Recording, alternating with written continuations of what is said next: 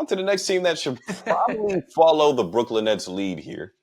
The Atlanta Hawks should also probably tank, but we'll get to that. Yeah. I think first you need to attempt to build around Trae.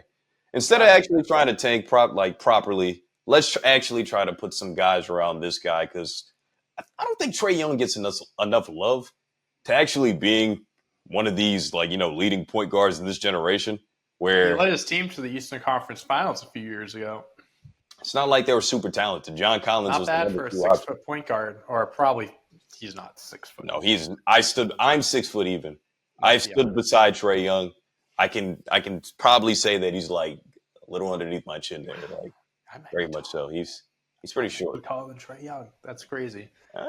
Gives a 26-year-old hope, Jerry. All right. Yeah, sure.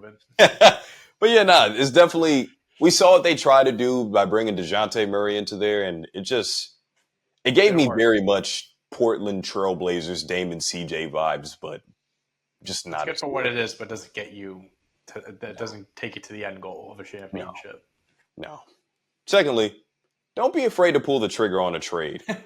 like you have to be able to move on. You got to give it a shot, but you don't want to waste too much time on it. Yeah.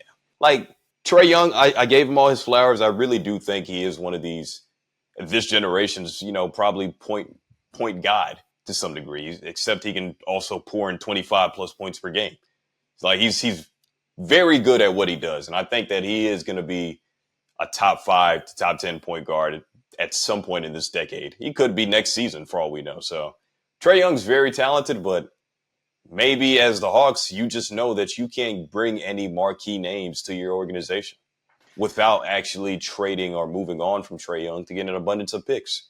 That's kind of like the only way I could see them kind of getting back to where they need to be. Unless you want to trade Richard Say, who you just got. Unless you want to trade Jalen Johnson, who just broke out. I think they should have got more off of that DeJounte Murray trade, by the way. I agree. I think they could have gotten more, too.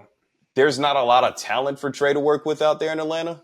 As good as I think the market could be, like just the market as a whole to actually foster and take care of a star, I just don't see it. So let's not be afraid to pull the trigger on Trae. And lastly here, your new star isn't who you just drafted. It's just like I mentioned in Jalen Johnson, who took that big step while Trae Young was actually out and played well and averaged like 17 and 8 and showed that, hey, man, took my little time off, let John Collins get some PT, play ahead of me for a little while, but I'm here to be this franchise face. And I think that's who they should kind of scope this thing around. I don't think it should be Richard Say quite yet. I don't even know what to expect out of him, to be honest. I was kind of shocked that he went number 1. So I'm going to give the keys to Jalen Johnson and can kind of let him steer this ship with whatever young assets come along in a potential Trae Young trade. Yeah, I think the Hawks are in a very weird situation right now because it's like you have a star player, but the drop off to the next best player is massive, and that's just not like. I love Trae. I want to give Trae his flowers, so I think he's a great player. I think he is a top tier scorer and arguably the best passer in the league today. But I don't think he's just not the right guy. He's not like a LeBron James, right? Where LeBron James could lead a team of scrubs to a finals or something like that. He's a 6-foot point guard, and we don't even think he's 6 feet. He can only do so much. He can only carry a team so far. And just like between their first overall pick, it's like, again, like I don't have any expectations for him. I didn't know who he was before the draft. So it's like I don't know like how he's going to be as the new face or cornerstone of this franchise. Jalen Johnson seems to be the guy that would be the one you want to build around if you get rid of Trae Young, or unless they trade for someone that they get back with Trae Young, that could be the guy that they look to be the cornerstone, right? I'm in more of the camp of they need to trade Trae Young.